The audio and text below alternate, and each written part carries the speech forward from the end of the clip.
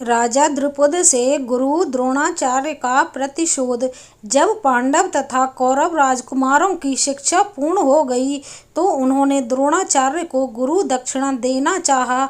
द्रोणाचार्य को द्रुपद के द्वारा किए गए अपने अपमान का स्मरण हो आया और उन्होंने राजकुमारों से कहा, राजकुमारों, यदि तुम गुरु दक्षिणा देना ही चाहते हो तो पांचाल नरेश द्रुपद को बंदी बनाकर मेरे समक्ष प्रस्तुत करो। यही तुम लोगों की गुरु दक्षिणा होगी। गुरुदेव के इस प्रकार कहने पर समस्त राजकुमार अपने अपने अस्त्र शस्त्र लेकर पांचाल देश की ओर चले। पांचाल पहुंचने पर अर्जुन ने द्रोणाचार्य से कहा, गुरुदेव, आप पहले कौरवों को राजा द्रुपद से युद्ध करने की आज्ञा दीजिए। यदि वे द्रुपद को बंदी बनाने में असफल रहे तो हम पांडव युद्ध करेंगे। गुरु की आज्ञा मिलने पर दुर्योधन के नेतृत्व में कौरवों ने पांचाल पर आक्रमण कर दिया। दोनों पक्षों के मध्य भयंकर युद्ध होने लगा, किंतु अंत में कौरव परास्त होकर भाग निकले। कौरवों का पलायन करते देख पांडवों ने आक्रमण आरंभ कर दिया।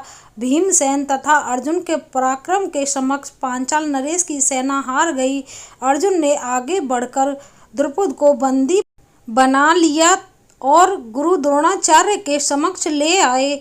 द्रुपद को बंदी के रूप में देखकर द्रोणाचार्य ने कहा, हे द्रुपद, अब तुम्हारे राज्य का स्वामी मैं हो गया हूँ। मैं तो तुम्हें अपना मित्र समझकर तुम्हारे पास आया था, किंतु तुमने मुझे अपना मित्र स्वीकार नहीं किया था। अब बताओ, क्या तुम मेरी मित्रता स्वीकार करते हो?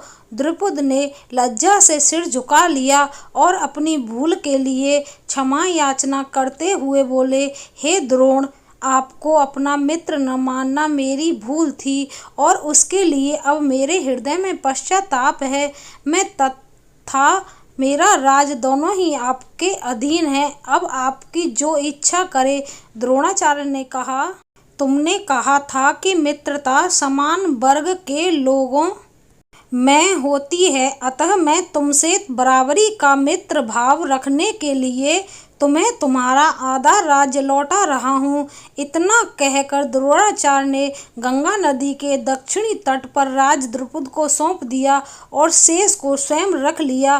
कालांतर में पांडवों ने बहुत सी अन्य विद्याओं का अध्ययन किया।